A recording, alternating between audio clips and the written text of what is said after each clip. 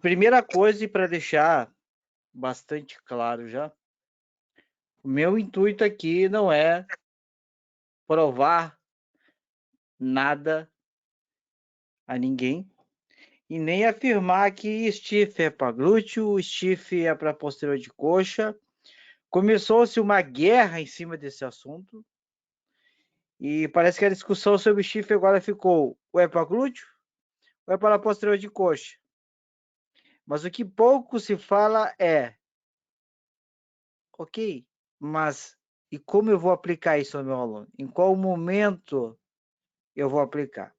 Então a gente vai fazer uma contextualização em cima disso, em cima desses momentos. Eu vou fazer algumas observações que eu levo em conta antes de prescrever o STIF.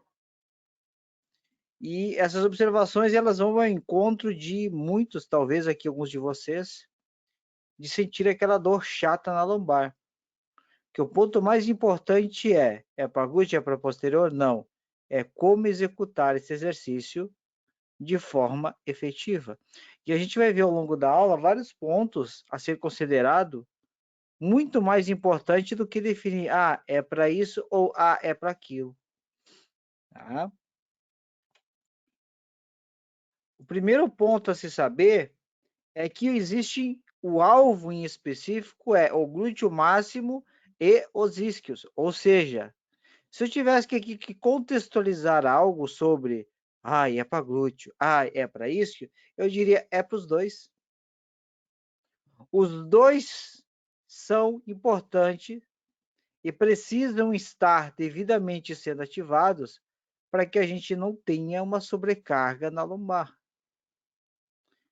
Então, se você não tem glúteo propriamente, ou um glúteo razoavelmente ativo e forte, você vai ter problema.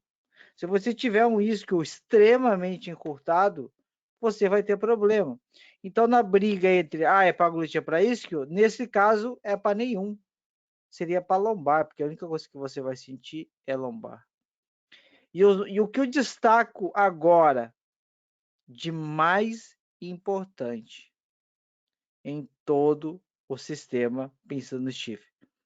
E são esse detalhe que vai mudar a vida de muita gente, que são os músculos estabilizadores.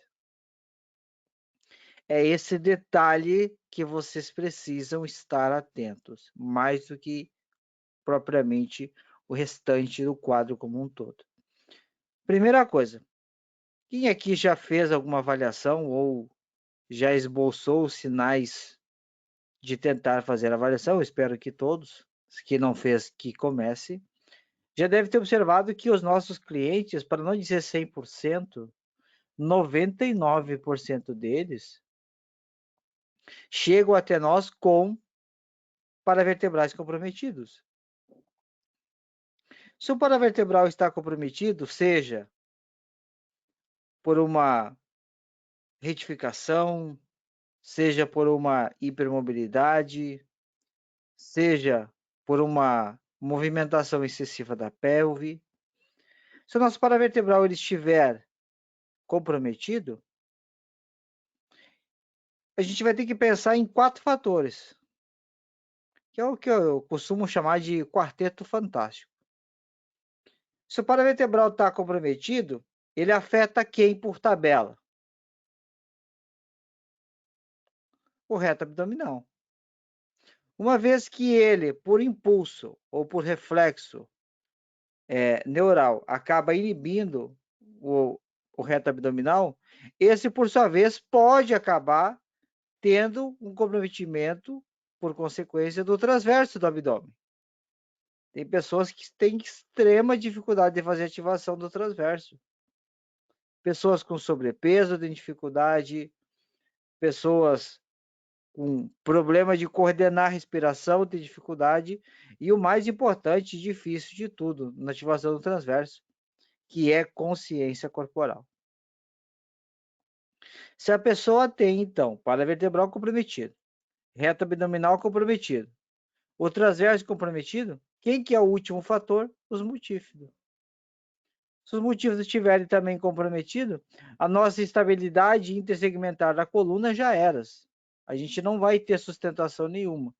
Então, o que a gente chama de o núcleo central do corpo, ou seja, paravertebral, reto abdominal, transverso e multífido, já era. A gente não tem essa base de estabilização.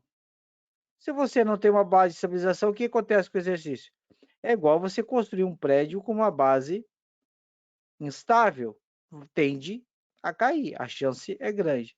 E nós temos ainda mais dois fatores que são o quadrado lombar, que quando ele está em estado de rigidez, ele acaba fazendo um desequilíbrio na transição de força entre o tronco e o quadril, e o trapézio. E o trapézio é uma coisa engraçada, quando a gente pensa em stiff, alguém já parou para pensar no trapézio?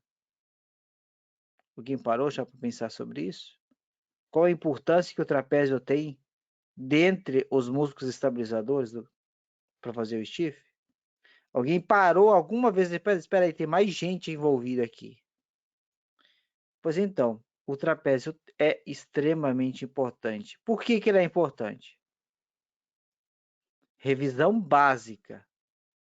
Por que o trapézio ele é importante para a estabilização do stiff?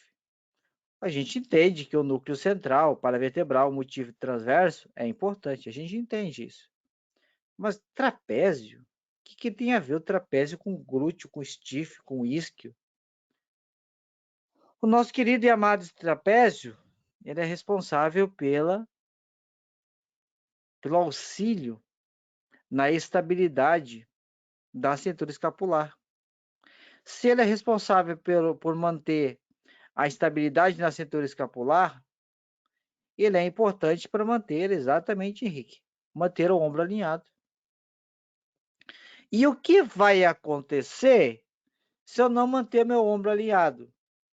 Quando eu for fazer o stiff, que eu for tracionar a barra, o meu ombro vai projetar-se à frente. Uma vez que eu perco essa estabilidade, qual estrutura eu vou estar sobrecarregando quando meus ombros ficam protusos, de uma maneira geral? Não vamos nem falar de abdução das escápulas, porque é um dos menores problemas, esse é o menor. Mas a gente vai estar comprometendo principalmente a nossa cervical. Professor, posso compartilhar o link da aula? Pode, deve, por favor. Obrigado. Então, uma vez que eu comprometi a minha cervical, existe um mecanismo no nosso corpo que não é só a cervical que a gente compromete. A gente compromete na sequência a lombar, perdão, a torácica e a lombar. Então, as três curvas são comprometidas. Mas, é aqui que começa o problema.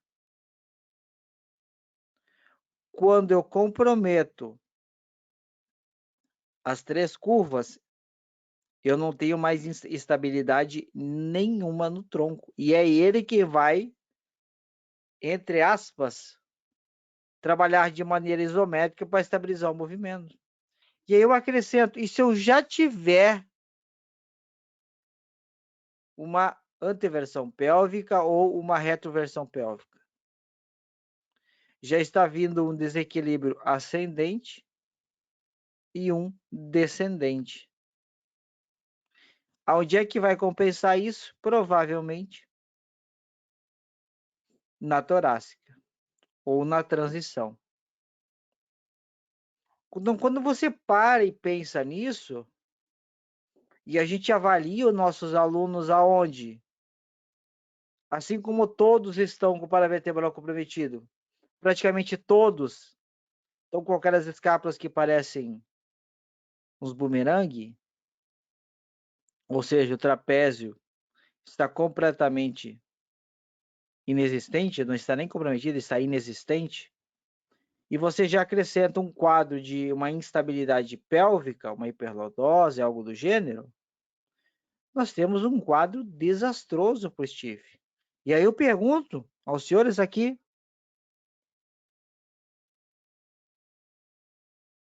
por que se preocupar se Steve é para glúteo ou para isquio, onde a gente deveria estar se preocupando se O stiff é para quem? Em qual momento do treinamento seria o mais indicado? E o que a gente vê diariamente nas academias? O stiff sendo executado por alunos que chegaram hoje na academia. Aí você vê aquela pessoa lá desengonçada. E aí há o debate que não é para isso, que não é para glúteo, não é para isso, não é para aquilo, é para isso, é para aquilo. A pergunta é, olha o quanto preocupação a gente vai ter que ter com paravertebral, com quadrado lombar, com trapézio, com ombro e com coluna. Olha o quanto. Então, às vezes, a gente tem que parar um pouco de olhar o óbvio e olhar um pouquinho além do óbvio. E, além de tudo isso, a gente tem a parte do funcionamento sinérgico. Ou seja, o nosso corpo ele não trabalha apenas com um músculo. Ele precisa, e ele irá usar vários grupamentos musculares para o mesmo exercício. E aqui só no quadril, quem que a gente vai ter trabalhando em sinergia? O glúteo, propriamente, os isquios, os adutores, que na fase concêntrica faz extensão do quadril até 70 graus. Então, se eu tivesse que agora, tivesse uma arma na minha cabeça, Peri, então, afinal de contas, para que serve stiff? Pois é, glúteo, isquio e adutores. Não, mas tem que ser específico. Por quê? Se eu não tiver meus músculos estabilizadores, ok, eu vou ter problema. Se eu tiver meu glúteo inibido e fraco, eu vou ter problema. Se eu tiver um encurtamento de adutor, eu vou ter problema. A gente vai ver mais adiante o problema principal dos adutores. Então a gente só está tendo problema até agora. Então eu não posso afirmar nada e nem irei afirmar. Apenas vou falar o meu ponto. E no tronco, então, a gente tem paravertebral, quadrado lombar, multífido transverso do abdômen, que trabalha de forma isométrica, estabilizando o movimento e auxiliando a preservar o alinhamento da coluna. Numa rápida passada de olho na academia, a gente já percebe o desastre que é o ponto do alinhamento da coluna. E eu vejo alguns colegas incentivando tanto no stiff, como até mesmo no banco 45 graus, banco romano, a arredondar a coluna, que dessa forma enfatiza mais o glúteo. Se o nosso objetivo dos músculos estabilizadores é justamente manter o alinhamento da coluna, as pessoas não se alinham desde o alongamento. Exatamente. A pessoa sequer se dá o trabalho de fazer um alongamento com o melhor alinhamento possível. Eu vejo gente usando, inclusive, o banco romano para aquecer os paravertebrais. A pessoa chega na academia, vai lá e começa a fazer 35 séries de 20 para aquecer os paravertebrais. Então, eu discutir variáveis não me agrega nada se eu não pensar em como eu vou melhorar a minha base. E a primeira base é o que eu levo em consideração pensando no stiff. Primeiramente, um glúteo que já esteja em algum grau de funcionamento. Segundo, que esse meu aluno ele não tenha mais nenhum grau de encurtamento dos posteriores de coxa. E se a pessoa ela tiver com sobrepeso, uma protusão abdominal muito grande, eu particularmente mantenho ela longe do stiff. Por quê? Porque eu sei que o sistema estabilizador dela não vai estar funcionando como deveria. E aí vem o desespero, mas meu Deus, o stiff é um dos melhores exercícios. De fato, ele é um ótimo exercício. Não estamos discutindo isso. Mas a questão é em qual momento. E outro dia eu fiz uma enquete. E 100% das pessoas responderam que em algum momento da sua vida já sentiram dor lombar ao realizar o stiff. Essas duas perguntas são a chave. Para quem e quando?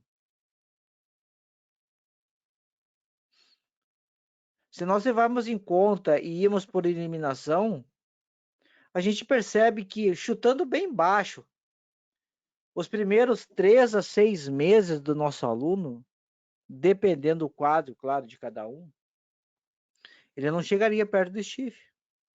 Porque você não vai resolver o problema de paravertebral da noite para o dia. Você não vai fortalecer o traseros do abdômen de um dia para o outro. Você não vai acabar com a rigidez do quadrado lombar em uma semana.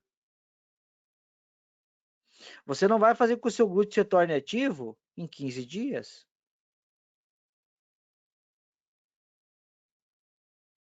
Então, são vários pontos que a gente precisa levar em conta antes de propriamente discutir. Não, mas é para glúteo ou é para isquio? Aí, se um fala para glúteo e outro fala para isquio, você fica pensando assim, meu Deus, para que lado eu vou? E hoje eu vou te dar um desses lados que você pode optar, que vai para os dois lados. Mas antes de ir, se preocupe em fazer o que precisa ser feito. E a sua primeira preocupação é resolva o problema dos músculos estabilizadores. Essa é a sua primeira preocupação com relação ao stiff. E aí vem a outra treta agora, também com o stiff, que é o joelho. O joelho ele passou a ser um botão de comando. Você aciona o botão e todo o movimento vai ser alterado e a ênfase do exercício ela muda completamente.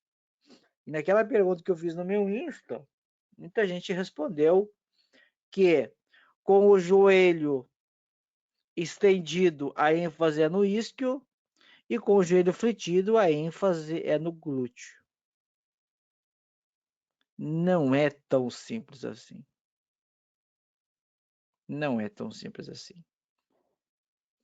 E agora a gente vai ver problemas de ambas as situações. O primeiro problema que eu quero pontuar aqui é quando a gente tenta fazer com os joelhos estendidos. Nós somos profissionais, somos da área. Então, estima-se que a gente tenha um nível de consciência corporal um pouco mais elevado na teoria. Na prática não é bem assim, mas enfim.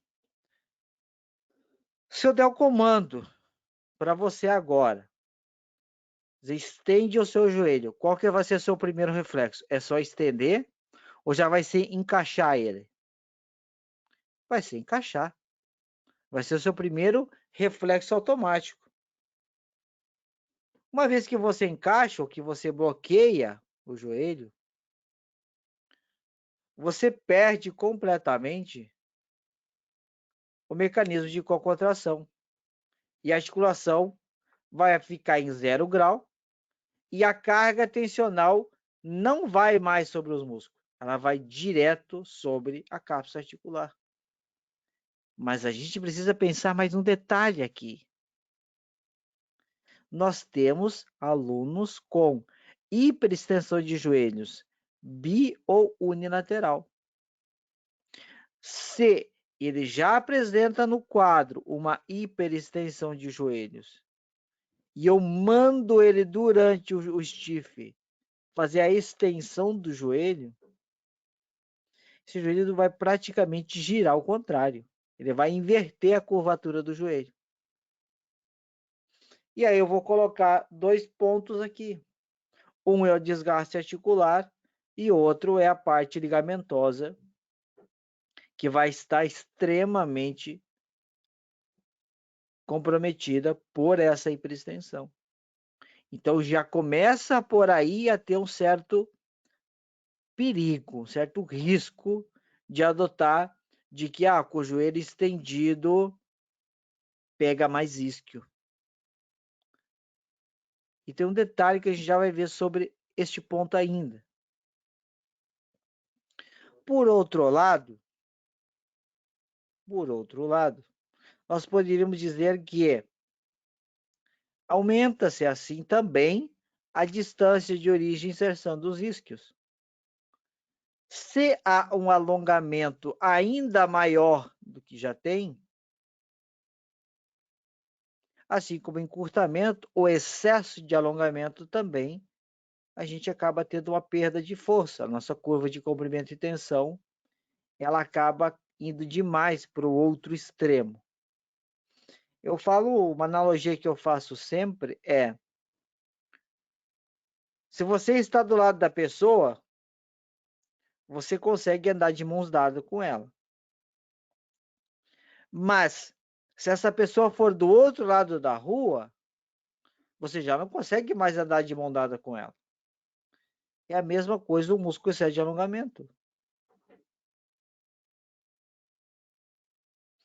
A porção de contrátil do músculo, ela não consegue mais ser ativa, porque há um distanciamento, há um espaçamento já exagerado. Você está no mesmo quadro que encurtado você não tem força, alongado você também não tem força. E se nós pensarmos ainda no fato de que essa pessoa pode e ela deve estar com um desequilíbrio pélvico, seja uma anteversão, uma retro, a gente encontra é mais comum encontrarmos a anteversão, principalmente em mulheres, e ela estender os joelhos, e nós fizemos essa tração, há o risco ainda de ela mover a pelve de uma anteversão, que seria a posição, entre aspas, adotada pelo corpo já, uma função agora de retroversão. Então, nós tivemos aquela junção de toda a inversão. A coluna saindo de uma anteversão, aqui em cima, e indo para uma retroversão. Ou seja, há uma excursão de movimento envolvendo a coluna extremamente grande. E quando a gente olha na academia essa cena, parece literalmente,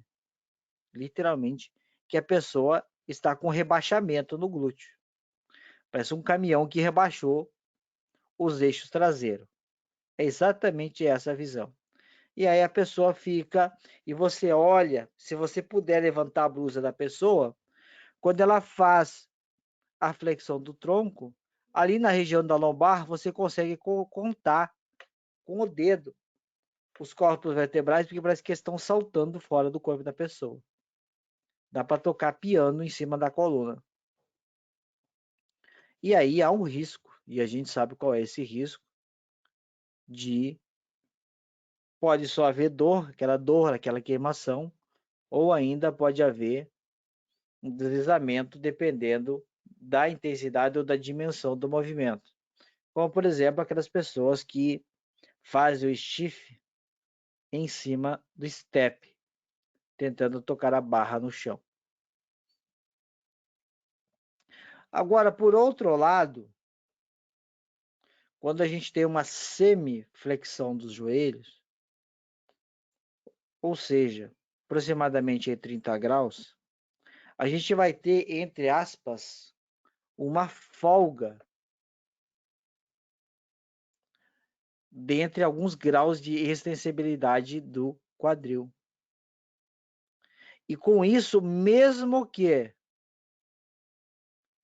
fique tranquilo que nós vamos ver na prática, mesmo que a pessoa tenha algum grau de encurtamento do posterior de coxa, essa manobra ela pode ser simples, porém funcional, justamente para permitir que ela realize o movimento sem que ela perca, ou melhor, que ela perca ainda mais a estabilidade da pelve.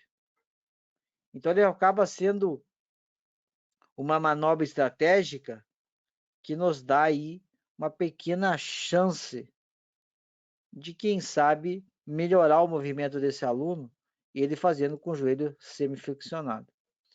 E aqui há quem discute, há quem não discute, em cima de 2 step e no Smith. Nessas horas eu só falo que a questão toda é fé. Outro ponto, então, com o joelho fletido, que a gente também aproxima a origem da inserção. O que, ao meu ponto de ver, meu ponto de vista, você pode discordar e analisar de outro aspecto, e tudo bem, mas o meu ponto é, você vai ter uma desvantagem no trabalho do isquio sobre em relação ao glúteo. Essa mesma relação, fazer um exemplo mais dinâmico, é a questão da elevação pélvica. Se você deixa os seus pés muito à frente, você acaba percebendo que há um trabalho mais sobre os posteriores de coxa do que o glúteo. Se você põe os pés muito para trás, você tira tanto o posterior de coxa do trabalho que você sente um pouco mais o quadríceps do que propriamente o glúteo.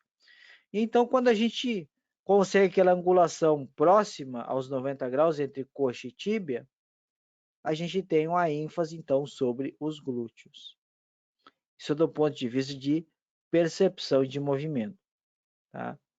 E seria parecido ou semelhante à relação aqui, aonde você, com a flexão de joelho, aproxima a origem de inserção e, entre aspas, né, faria o glúteo ter uma sobrecarga de trabalho a mais. Mas aí vem outro ponto. Isso não vai acontecer se o seu glúteo estiver morto, estiver inibido, a sua pelve estiver desequilibrada e você já não tem uma ativação de glúteo, é uma manobra que não vai ter fundamento algum. Você flexionando o joelho, mais nada.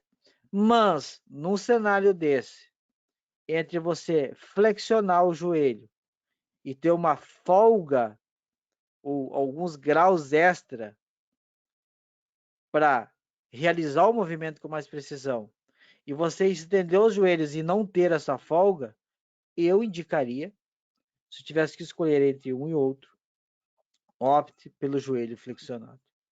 Dos males, o menor, do erro que seja pelo zelo.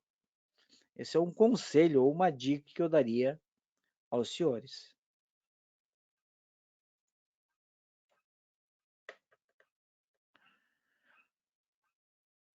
O corpo, ele segue uma regra extremamente rígida. Ou seja, ele vai priorizar o músculo mais forte. E agora que começa a brincadeira a ficar divertida. Vamos supor que a Mariazinha vai fazer o stiff. E quem está naquela situação, naquele cenário, na condição dela, em melhor condição, quem está mais forte é o posterior de coxa dela. Se o corpo usa como prioridade o músculo mais forte, qual ela vai sentir primeiro? Teoricamente, posterior de coxa.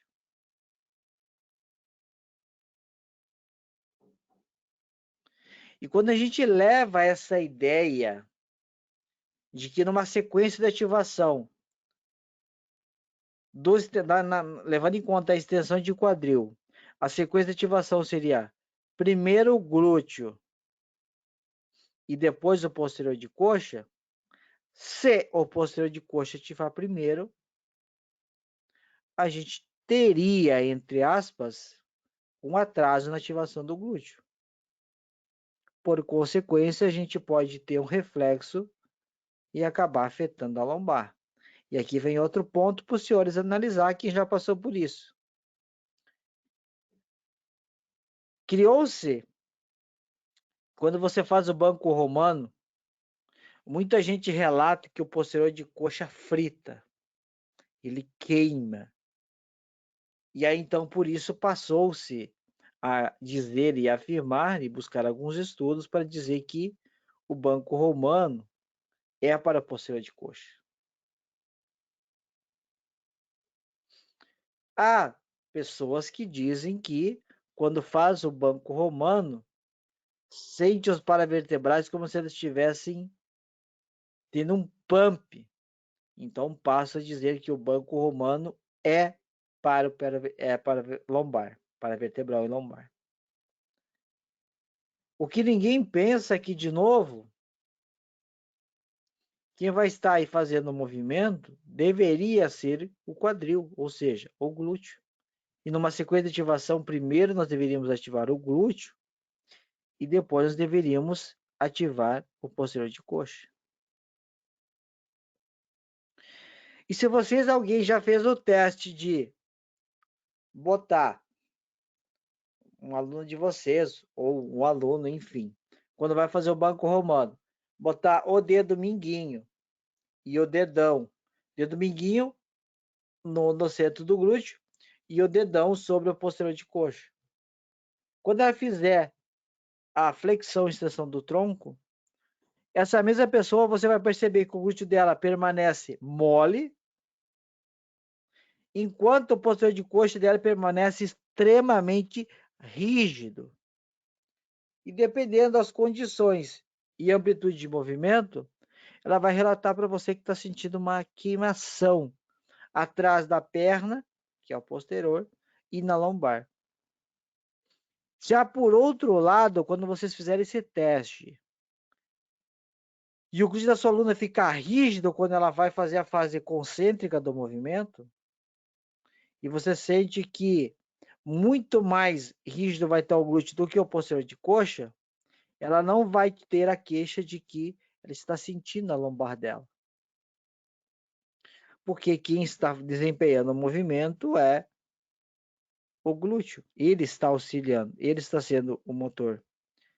E nós temos hoje, dentro da musculação, que eu considero, 3 exercícios para nós darmos ênfase à famosa empinada no bumbum, ou os feixes superiores do glúteo máximo. Nós teríamos 3 exercícios em específico. Quais são eles? Na ordem: Good Morning, Stiff, banco 45 graus e o banco romano. Como é que a gente determina que esses exercícios eles dão ênfase à região superior do glúteo máximo? Porque a gente, se levar em conta, e a gente leva em conta, na verdade, a fase concêntrica do movimento, os 3 exercícios, ele vai na fase concêntrica da origem para a inserção. Então, respondendo à pergunta que algumas pessoas fazem, é para glúteo ou é para isquio? É para os dois, na minha visão, porém, eu classifico dentro da minha forma de prescrever treinamento, o stiff, ele entra nos blocos de exercícios para glúteo. Eu considero esse aspecto principalmente da parte superior, da origem para inserção.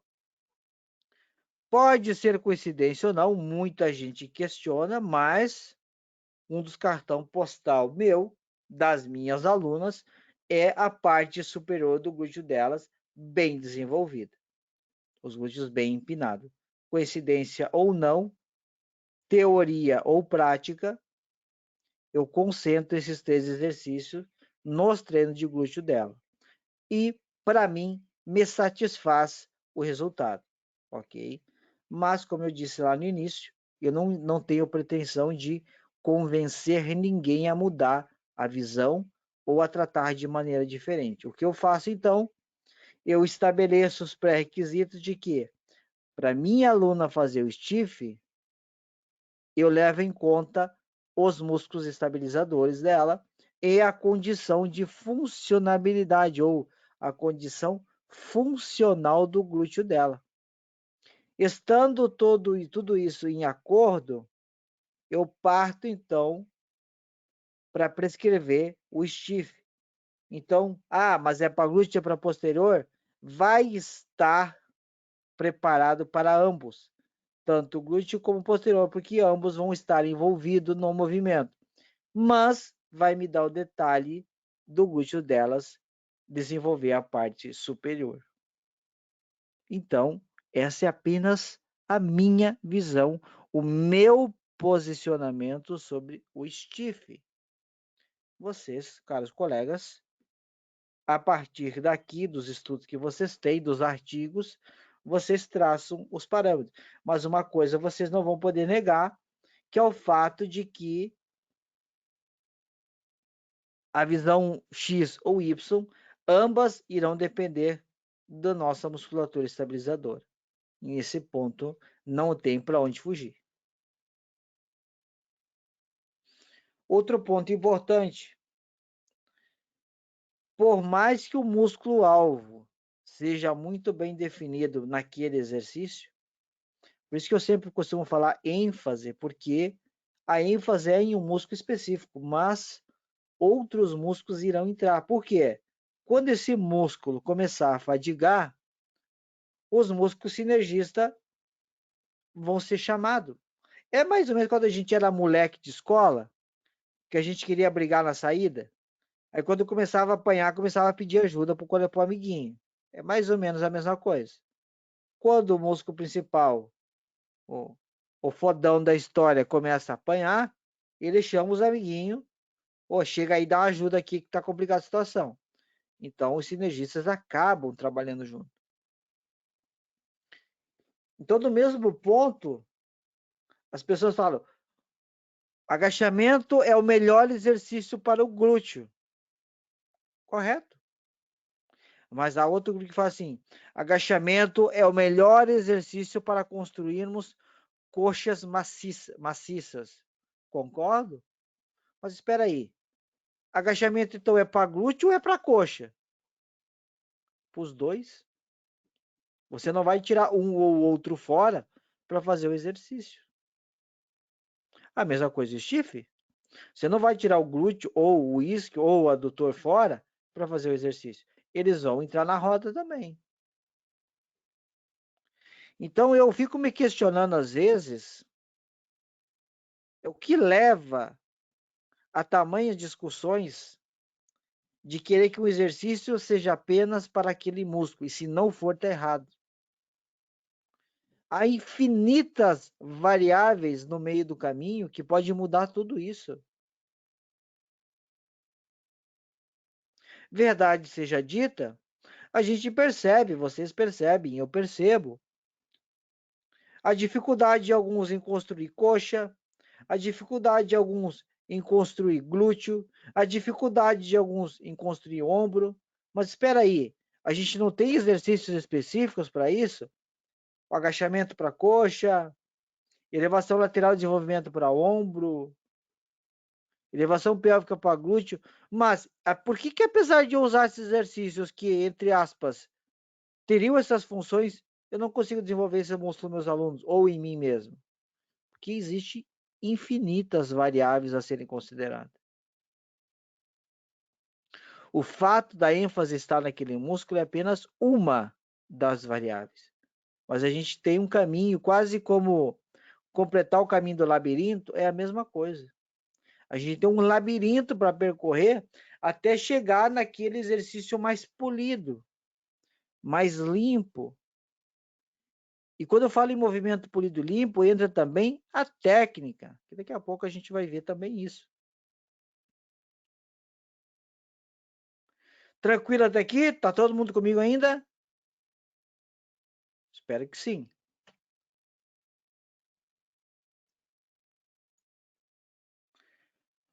Algo que eu venho tentando quebrar, uma espécie de tabu, e que já fui duramente criticado pelos colegas. A fase excêntrica do movimento ele resulta em acúmulo de energia. O famoso efeito Stirling ou efeito elástico. Então, muita gente acaba usando essa fase para pegar ali embalo e para fazer a concêntrica. A gente vê muito isso no agachamento. A pessoa vai descendo, descendo, descendo, descendo, descendo, descendo até os 90 graus. Ela desce bem lenta. Quando ela chega no 90 graus, ela dá aquela acelerada, aquela sentada e já vem no embalo. A energia é tão grande que ela dá aquela sentada e ela já quase volta até os 90 graus, só com o efeito estilingue que ela conseguiu. Porque ela usa essa estratégia para acumular esse efeito elástico e ajudar na concêntrica. Mas eu resolvi ir na contramão disso. E eu uso duas estratégias para ver o sofrimento alheio, literalmente. A primeira é fazer a cadência mais lenta.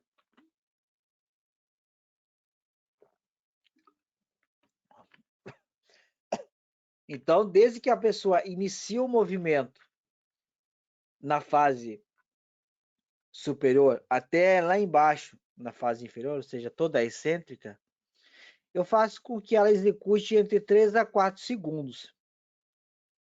Por quê? Eu vou diminuir esse acúmulo de energia. Há casos ainda que eu mando a pessoa, além de fazer a cadência mais lenta, parar embaixo 1 a 2 segundos.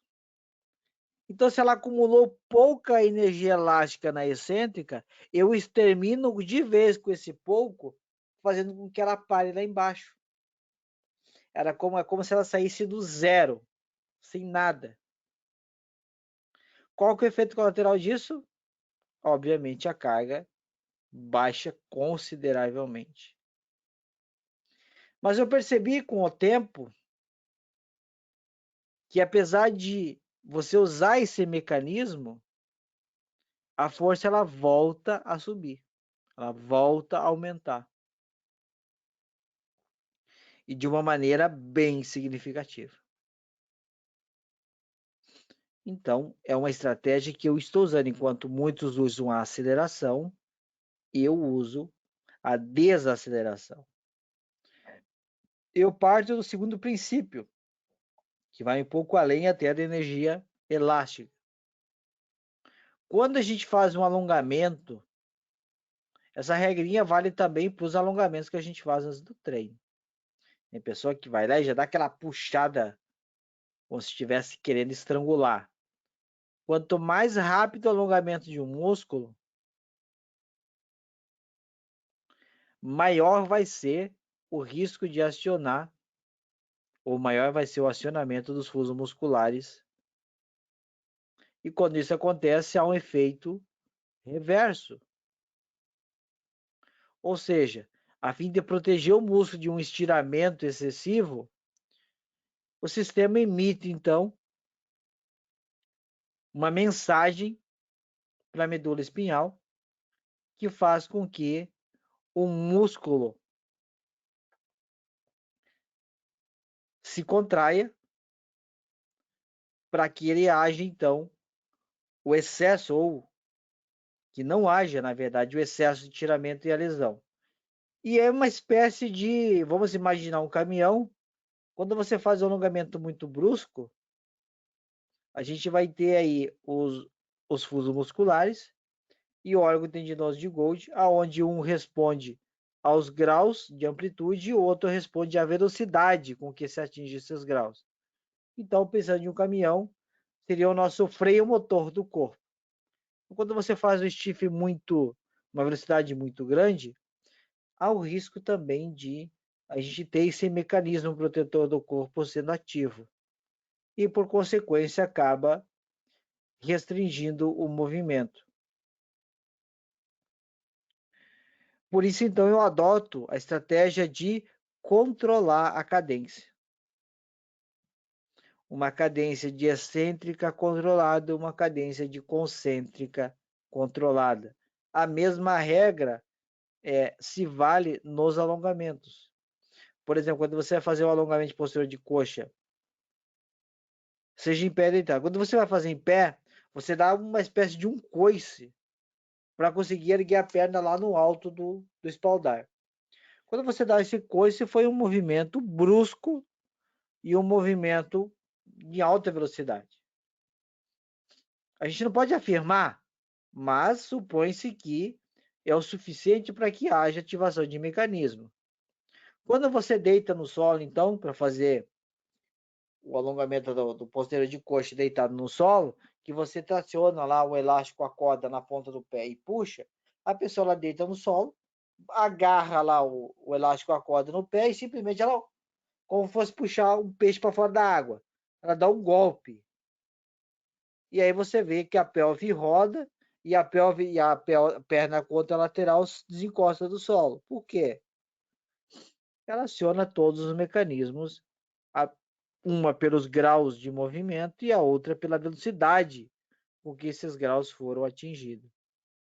E aí você não faz alongamento. A pessoa fica lá meia hora, você passa 6 meses e a pessoa não evoluiu nada.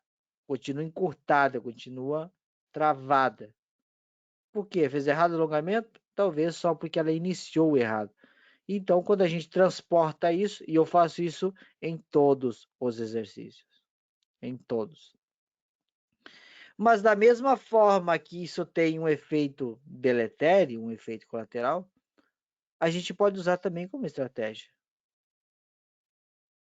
Basta pensar, se eu tiver uma velocidade um pouco maior, eu vou acumular energia elástica. E essa energia elástica vai me ajudar a subir. Eu posso usar essa estratégia em algum exercício para conseguir no final, de repente, aí mais uma ou duas repetições extra. Pode usar? Pode, mas de novo, para quem e quando? Porque lembre-se, você já vai estar cansado, o músculo vai estar fadigado e você vai estar usando um mecanismo elástico. Então tem que ser muito consciente que nesse estágio do exercício se torna bastante perigoso. Então veja bem se você vai usar, para quem você vai usar, quando você vai usar e em qual exercício você vai usar essa estratégia para conseguir aí mais 2 ou 3 repetições.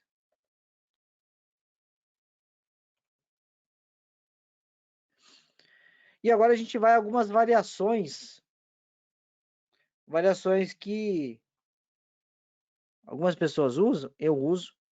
A variação com elástico, eu particularmente eu trabalho com 2 variações de elástico. Antes da gente ver elas, vamos entender o porquê. Primeiro detalhe, o que acontece quando a gente afasta mais as pernas? Aí uma pessoa diz, mas se eu afastar mais a perna, eu vou estar dando mais ênfase, eu vou estar trabalhando mais glúteo e até mesmo um pouco mais de adutores. Então vai ser um trabalho mais completo. Então eu vou fazer dessa forma. Não é bem assim. Lembra do sumô da aula passada? É aqui a mesma coisa. Dependendo do quadro, aonde eu tenha um glúteo fraco, principalmente o glúteo médio, por um fator de inibição neural, por exemplo, de adutores, que é o mais conhecido de todos, né? Eu tenho uma pronação dos pés mais acentuada. Quanto mais eu afastar as minhas pernas, maior a tendência de eu fazer o valgo dinâmico. Eu preciso estar atento a isso. Quando nós pensamos em usar o elástico ele vai funcionar como uma espécie de feedback sensorial, que gera um estímulo de contato, alertando o sistema e a consciência da pessoa de que ela deve fazer força para fora contra o elástico. Tá? E isso, na teoria, ajudaria ela a manter o alinhamento coxa sobre tíbia e tíbia sobre pé. Só que daí algum gênio da biomecânica vai lá para o aluno, assistiu a aula do Peri, que é aplicar a técnica, e ele vai e coloca o elástico preto para o aluno que começou a fazer stiff tem uma semana. A pessoa nem sem elástico consegue segurar a rotação externa da coxa, e o professor bota o elástico preto de maior tensão. Ou elástico ouro, que é ainda maior a tensão do que o preto. Aí a pessoa, além de fazer válvula, ela sequer consegue fazer o afastamento. Aí o que ela faz? Ela afasta os pés e no joelho. Ela fica assim, ó. O pezinho dela aqui no fundo e o joelhinho apoiado, escorado um no outro. Por quê? Porque o cara literalmente foi como se tivesse botado uma corda, não um elástico ali no joelho da miserável. Adiantou alguma coisa eu saber que com as pernas mais afastadas eu combino uma extensão de quadril com rotação externa de quadril. E isso vai estimular mais o meu glúteo. Ok? Mas e o resto para baixo? Como é que tá? Tá alinhado? Ah, então ótimo. Não, minha aluna tá em valgo. Não foi muito produtiva a sua técnica. Então, quando a gente pensa, quando eu penso, eu pelo menos, né? Algumas pessoas gostam de usar isso como medida proprioceptiva. Não está errado.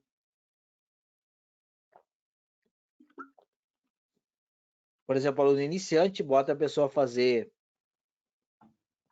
um agachamentozinho lá, bota o elástico sobre os joelhos para ela estimular ela a manter as pernas afastadas. Eu concordo.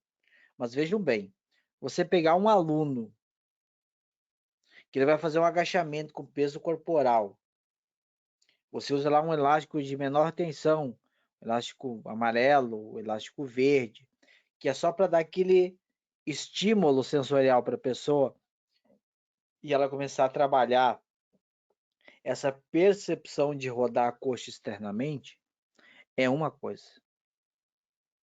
Agora, quando você pensa em elástico, como aqui nesse caso, que o objetivo é acrescentar um fator a mais no exercício, ele já não tem mais essa função de propriamente corrigir. Ele já entra com uma função de acrescentar. É um aditivo a mais para o exercício. Então já tem que tomar cuidado que de um lado você quer ensinar e do outro você quer otimizar. São dois extremos. Então, como é que eu faço essa progressão? A pessoa chegou hoje, agora no stiff. Eu uso elástico? Não. Ela vai fazer só com o estímulo dela. Olha, eu vou explicar a técnica para ela, os pés firmes no chão, o dedão com força contra o solo, você vai rodar a coxa para fora e você vai segurar assim. Eu vou permitir que ela faça o treino dela de maneira livre. Passado um tempo, um meso, 2, 3 mesos, dependendo do aluno, então você, olha, vamos acrescentar um pouco de dificuldade. Eu vou lá e acrescento o elástico acima do joelho para ela, que aí então ela vai conseguir a ter um aditivo no que já era bom e não algo corretivo no que eu queria como aditivo. Então essas fases de transição que eu uso, eu quero que vocês tenham muito claro entre você usar com o intuito de ensinar e você usar com o intuito de adicionar. Isso tem que estar muito claro, que muda o contexto como um todo. Tá? Então, que isso fique bem claro. Então, avaliação com elástico. Tá? Isso acima do joelho. Outra questão ainda sobre isso.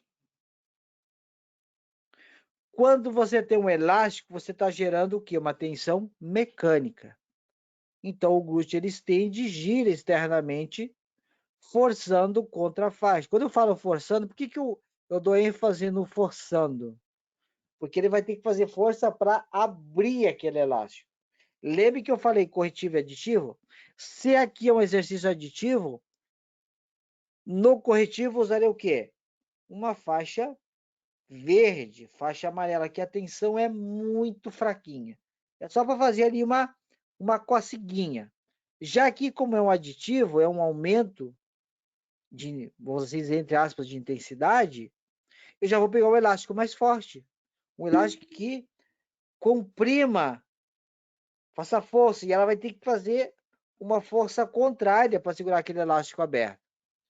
Então, quando eu consigo essa força, o que eu vou conseguir?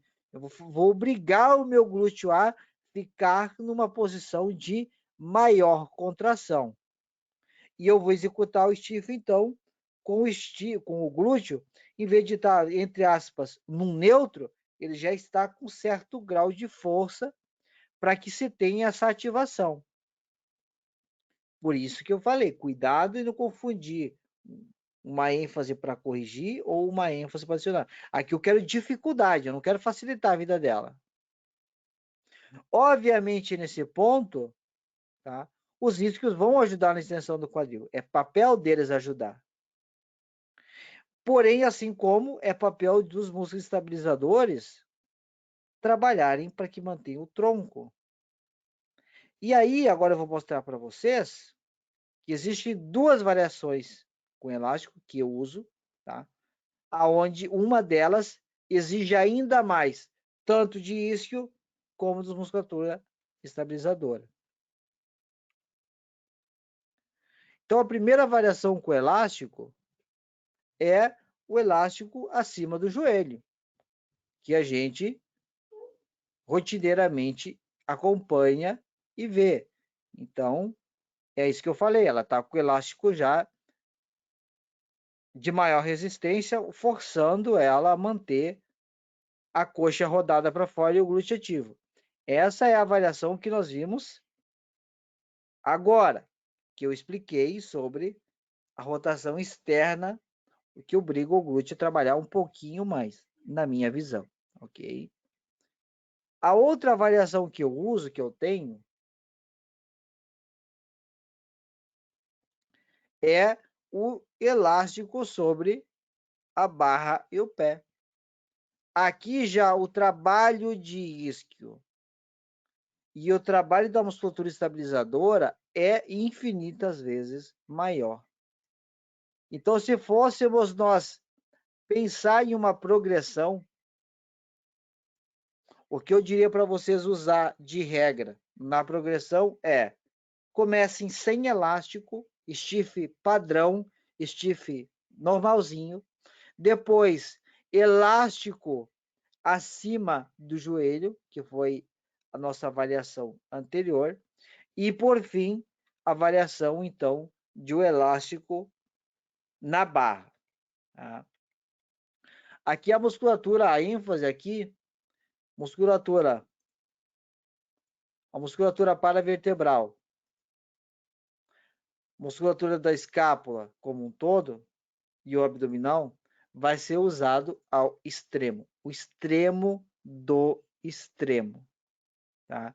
Então não pode ser uma pessoa que chegou agora na academia, você já vai lá, bota o elástico na base e ó, minha filha, faz aí, tá? E esse aqui já para adiantar os senhores, eu fiz já vários testes, porque já faz muito tempo que eu uso, tá? E um dos testes que eu fiz foi botar 3 elásticos na barra. Foi um dos testes que eu fiz. Com 3 elásticos na barra, talvez para um homem, ou talvez com bastante tempo, esse dado ele mude na percepção. Muita gente odeia isso. Muita gente odeia isso, mas é uma forma que eu trabalho, que é o feedback dos alunos. Eu dou muita importância ao feedback dos alunos. Ah, mas o sentimento é uma coisa traiçoeira. É, de fato, é uma coisa traiçoeira. Mas eu me baseio no feedback de sentimento para ter algumas definições e alguns rumos. E aí entra um ponto importante. Quando eu botei 3 elásticos, a tensão ficou extremamente alta. E a maior percepção de trabalho foi aonde? Justamente nos isquios. E diminuiu a percepção de esforço sobre o glúteo. De novo, qual a referência? Vozes da minha cabeça e vozes das minhas alunas com os feedbacks que elas me deram. Então, a partir desse momento, eu venho definindo zonas de tensão aonde o objetivo é chegar até o elástico preto, que é o que a gente tem de mais comum aqui no Brasil de tensão. Em alguns lugares a gente consegue até os elásticos de maior tensão elástico, mas o preto, por enquanto, é o nosso limiar. Talvez, futuramente, eu consiga mais, mas no momento eu estou parado no preto, que é onde eu tive a melhor curva de custo-benefício. Então, eu venho mantendo nesse sentido. Tá? E aí, dentro disso, tem as duas variações que eu criei. E eu criei, não. Eu nomeei, porque quem criou foi um gênio. E a gente vê muito nas academias. Tá? Você já deve ter visto o stiff guindaste, bastante usado nas academias.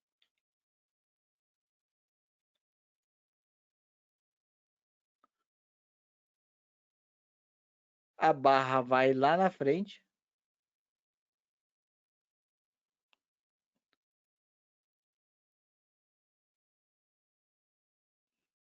Isso a gente vê muito nas academias. Tem pessoas que chegam com a barra lá embaixo e ainda tentam dar aquela rolada com a barra para frente ainda. Aí depois rola a barra de volta e sobe. E aqui vem um ponto interessante. Qual que é o ponto interessante? O esforço ele vai ser muito maior quanto mais próximo ao eixo de movimento. Onde é que está meu glúteo?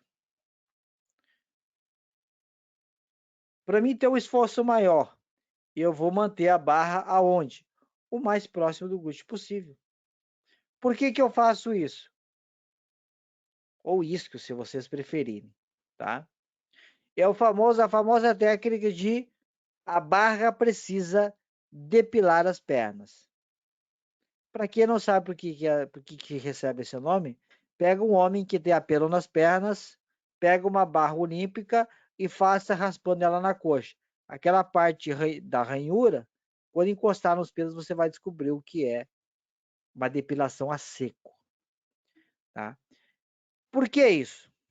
Quando eu mantenho a minha barra raspando a coxa, é o mais próximo que eu consigo chegar do meu glúteo cabaço, vocês concordam?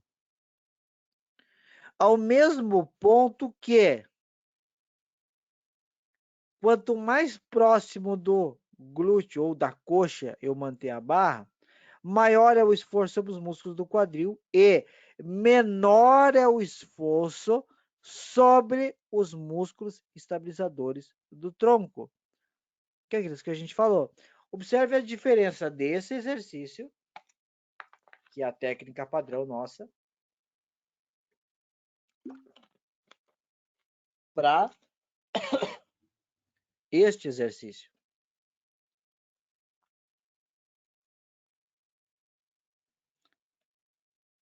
Qual, na opinião de vocês, a maior trabalho dos músculos estabilizadores?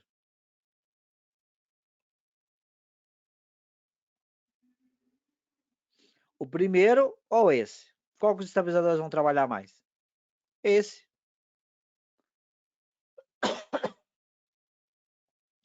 Mas qual que é o objetivo do exercício? Seja que você esteja pensando no glúteo ou isquio.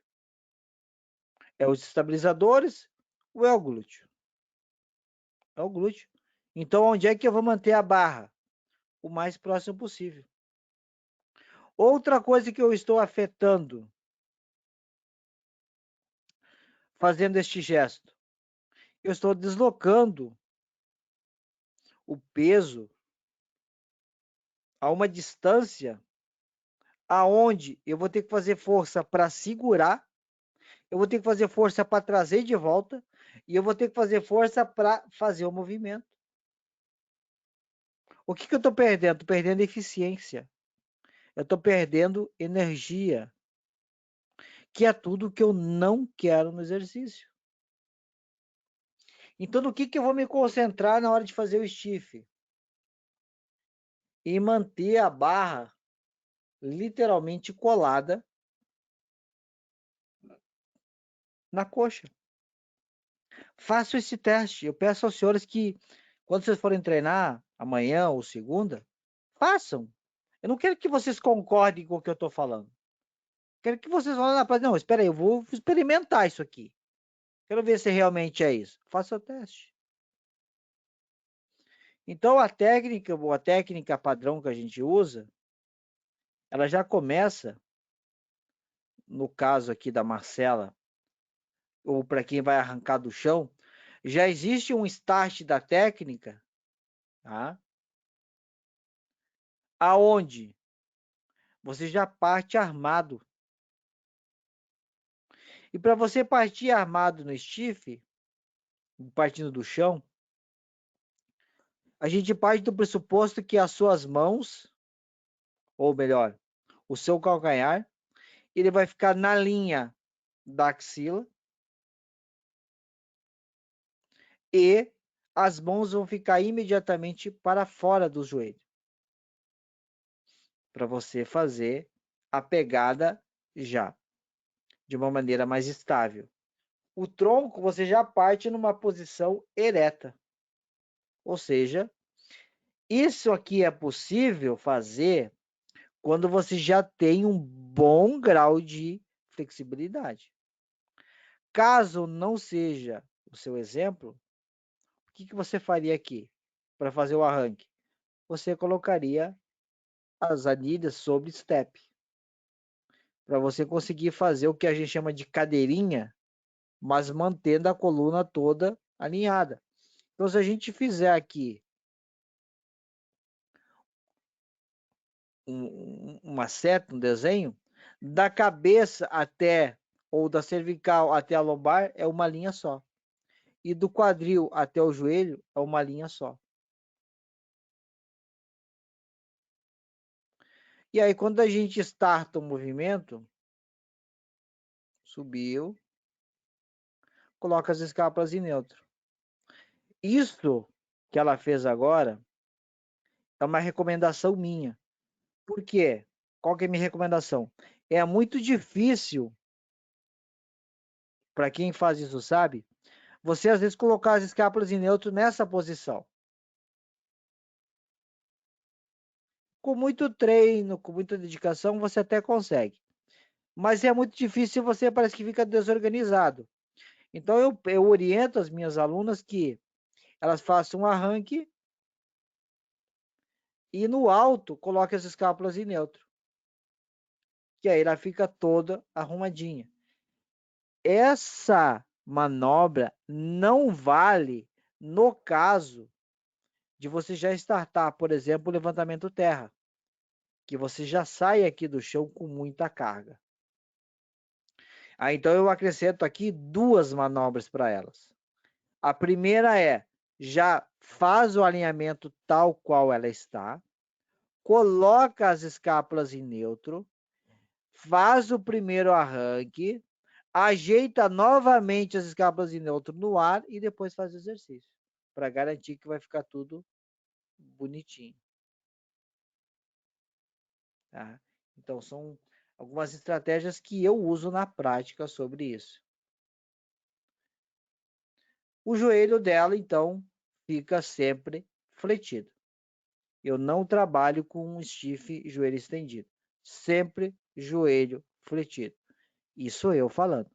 Você é livre para trabalhar da forma que lhe convier, mas eu não recomendo e eu não faço stiff com joelho estendido, somente com joelho em flexão.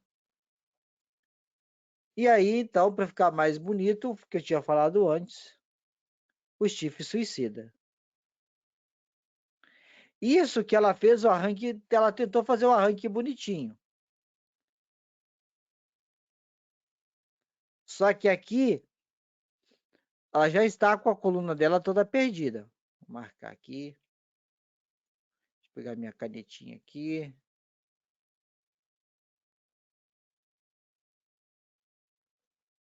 Pegar uma corzinha aqui.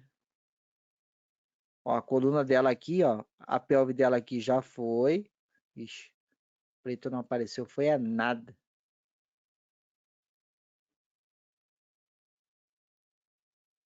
Aqui, a pelve dela, então, aqui já rodou. Aqui a coluna dela já fez aquela curva de hipermobilidade. E a cervical dela aqui já era.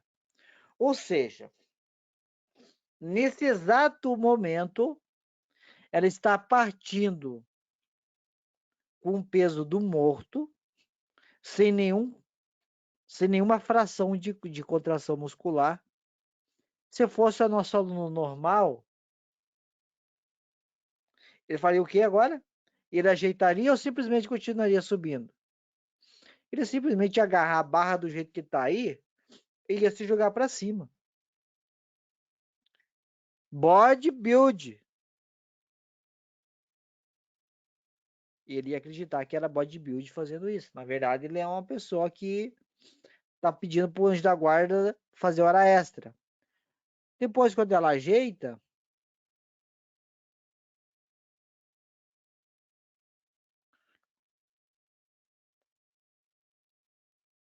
ó, já alinhou melhor, fazer o arranque, ajeitou. Aí agora vem o detalhe.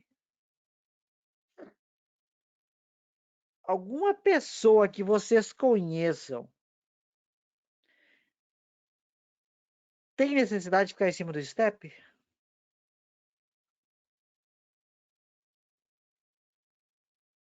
A menos que a pessoa tenha aí na faixa de 1,30 m de altura, não teria. Por que vai acontecer?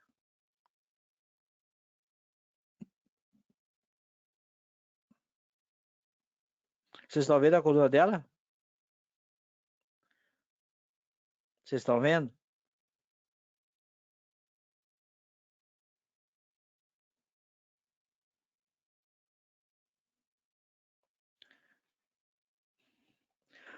Qual a chance? Qual a chance de uma pessoa com o tempo vir a desenvolver patologias da coluna fazendo dessa forma? Ou melhor, eu desafio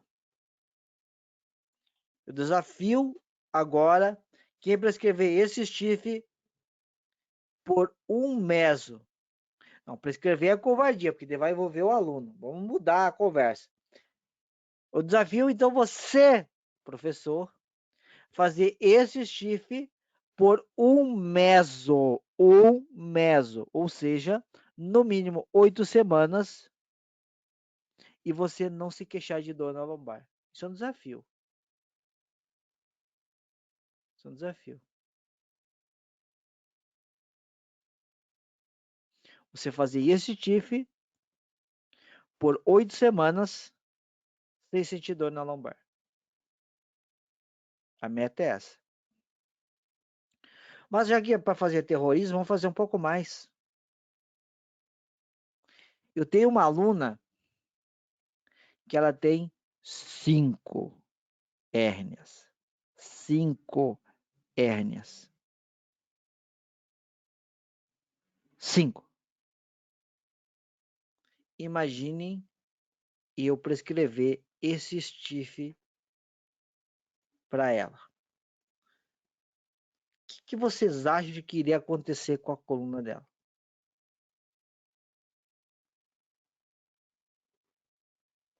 Ah, mas é que eu não trabalho com esse público, eu trabalho com um público diferente. Esse público assim mais de classe médica, classe clínica, eu não trabalho. Eu trabalho com um público trabalho mais pensando em atletas. Mas e atleta não tem coluna? Atleta ele é de outro planeta e ele veio para cá sem coluna? Porque você tem que pensar que se uma pessoa não atleta faz esse exercício, ela vai fazer com pouca carga. E um atleta for fazer exercício, ele vai fazer com muita carga. Quanto maior a carga, maior o dano. E aí, meus senhores, eu vou deixar agora outro desafio para vocês. Peguem aleatoriamente os alunos de vocês e peçam para que eles tragam, ou façam e tragam, uma radiografia da coluna. Vocês vão descobrir a surpresa que eu estou falando. Porque vocês vão ter de 2 ou mais alunos já com comprometimento na coluna. Seja retificações, que vocês não viram, seja desgaste, seja degeneração, seja já início de artrose.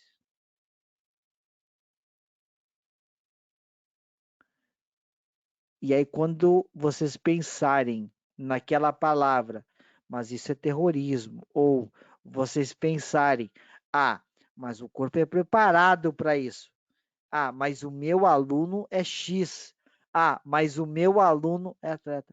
Façam o exame e depois a gente conversa. Era isso que eu tinha para trazer para vocês sobre o STIF. As minhas considerações, o meu posicionamento, o meu ponto sobre o STIF.